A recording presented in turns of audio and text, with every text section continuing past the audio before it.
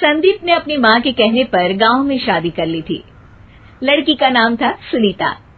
माँ का कहना था एकदम मॉडर्न बहू नहीं होनी चाहिए, लेकिन उन्हें नहीं पता था कि गांव से आने वाली बहू सुंदर सुशील तो होगी और उसको गांव से बाहर भी निकाल लाएंगे, लेकिन उसके अंदर का गांव कैसे बाहर निकलेगा। शादी के कुछ दिन बाद, माँ टिफिन तो देना जरा। बेटा अब तो स्कूल नहीं ऑफिस जाता है, माँ से नहीं अपनी बीवी से टिफिन मांगा कर। ओके माँ। सुनीता टिफिन ले आओ।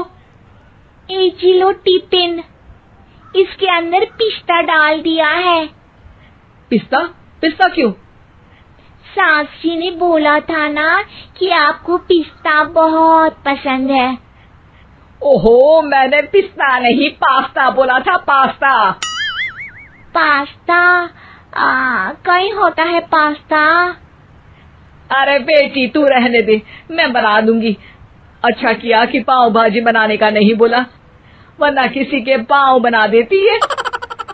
सुनीता को बुरा लगता है, लेकिन उसकी नादान हरकतें कम नहीं होती। ऐसे ही एक दिन, अरे तुमने ये क्या लगाया है? अरे आप वो फूस फूस करके लगाते हैं ना, वही। डियो? का दियो? किसको दियो? अरे वही ना जिससे खुशबू आती है। हाँ हाँ सही पकड़े हैं। अच्छा लेकर तो आना। कौन सा डियो लगाया तुमने? अभी लेकर आते हैं जी। संदीप की बात मानकर सुनीता अंदर से खुशबू वाला फुसफुस लेकर आती है। ओएमजी! ओएमजी मतलब ओ माय गणेश ना। अरे ओएमजी छोड़ो, ये खुशबू वाला फुसफुस की बात कर रही थी तुम? हाँ इसी की, फिर से सही पकड़े हैं। अरे देवी, लेकिन आप सही नहीं पकड़े हैं, ये डियो नहीं है। डियो नहीं है तो क्या लियो है? अरे ये रूम फ्रेशनर है, जिसको कमरे में छिड़कते हैं, खुद पर नहीं। कोई बात नहीं, माँ कहती थी आत्मा किराएदार है, शरीर एक किराए का कर्म। हम शरीर पे ये डाल लिए तो क्या फर्क पड़ जाएगा। अरे बहू, ओ बहू, मेरे लिए फल तो ले आ, फिर मैं बाजार जाऊंगी। सुनीता अपनी सास के लिए फल लेकर आती है। अरे बेटा, पपीता, तरबूज और सेब फल ऐसे कैसे खा लूं? काट कर तो ले आ। माँ जी, मेरे गांव में तो खेत से उठा के सीधा खा लेते हैं। अरे ये तेरा गांव नहीं है ना। अरे संदीप, तू ही कुछ समझा देना इसको बेटा। मैं कैसे समझाऊं माँ, ये तो माइक्रोवेव को भी भट्टी बोलती है। कल मैंने बोला हाय कैसी हो, तो बोलती है किसी को हाय नहीं लगानी चाहिए। अरे सुनीता, तेरा क्या होगा? अभी तो कैसे बताऊं माँ जी, अभी हम कुछ करेंगे फिर पता चलेगा क्या होगा, लड़का या लड़की। हे भगवान, कहाँ से आ गई ये? रामपुर से जी, आप ही तो लेकर आए थे मुझे। अरे मुझे माफ कर दो। पहले कोई गलती तो करिए जी, आपकी तो सारी गलती माफ कर देंगे हम। हाँ अरे बहू, मेरी बात सुन। फल यानी कि फ्रूट जब भी लाए ना तो काट कर लाना, ठीक है? जी ठीक है माँ जी, फल यानी फ्रूट यानी काट के लाऊंगी।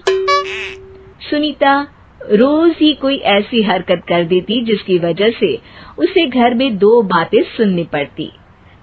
एक दिन, माँ, मेरे बॉस घर पर आने वाले हैं शाम को। उनका बर्थडे है, फैमिली साथ नहीं रहती उनके, तो यही पार्टी कर लेंगे। उनको अच्छा लगा तो शायद मेरा प्रमोशन भी हो जाएगा। मैं ना फ्रूट केक लाकर फ्रिज में रख दूंगी और तेरे साथ आज खाना मैं बनाऊंगी, ताकि जब साहब आए तो खाने में कोई गड़बड़ ना हो। शाम को जब सारी तैयारियां हो जाती है, संदीप के साथ बड़े साहब भी घर आते हैं। फ्रूट केक तो ले आना बहू, फिर खाना खाएंगे। अरे इस सब की क्या जरूरत थी, आपने बुलाया वही काफी है।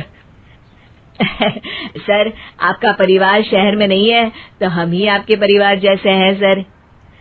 इतने में ही सुनीता फ्रूट केक लेकर आती है और बड़े साहब की टेबल पर रख देती है, और जैसे ही केक के ऊपर का बॉक्स हटाती है, ओह, ये क्या है? केक तो कटा हुआ है, मैं तो ऐसा नहीं लाई थी।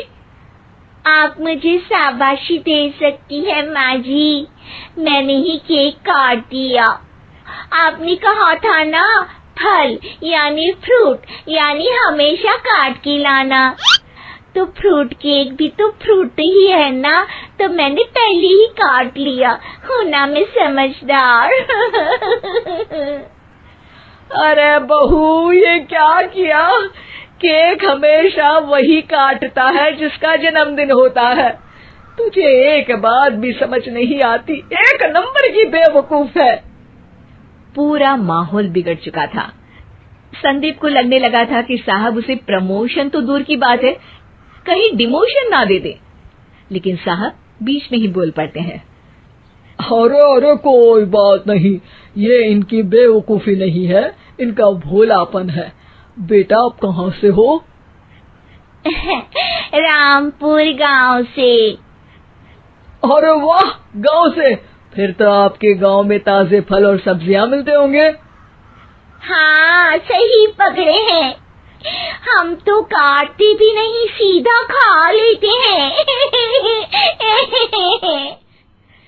मैं ना एक बार तुम्हारे गांव घूमने जरूर चलूंगा। क्यों संदीप, ले चलोगे ना? मुझे गांव घूमना बहुत पसंद है। बस फिर क्या था, संदीप और सास दोनों खुश हो गए, क्योंकि साहब को सुनीता ने गांव की बात करके खुश कर दिया था। अब संदीप का प्रमोशन पक्का था। शिक्षा, कभी भी किसी भी गलती पर घबराना नहीं चाहिए। हो सकता है कि उस गलती की वजह से आगे बड़ा फायदा हो जाए।